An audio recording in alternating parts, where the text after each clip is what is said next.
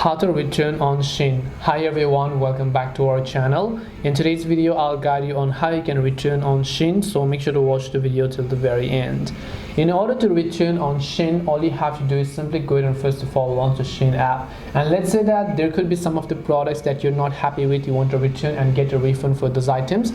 Keep in mind that the refund policy also depends upon what stage your product is in, because if it's already been over past a week or 4 to 5 days after you've purchased the product and now you want to return it, sometimes Shein is not going to believe that, and then they're not going to let you go against their community guidelines on the refund policy.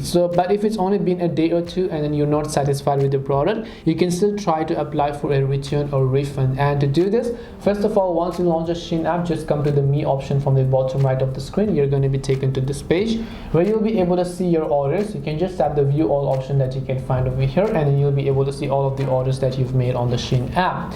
So just look for the specific order or the product that you want to return for, and then once you select the item, you can just select the return button. Once you hit the return button, most likely the product is going to get to the processing tab and so on, because the processing process is basically where you want to return the items from. If this doesn't help you, then the only thing I can recommend you do is simply contact the customer support by tapping the support option from the top right, getting in touch with them, either calling them via number or going through a live chat, and then you should be able to get help from them directly. And this way you can return items in Shein, but it also depends upon what stage and how much days it has been since you've purchased the product. Hope this video was very helpful. If you have any questions, feel free to leave them down. Thank you for watching till the end, and see you soon in the next video.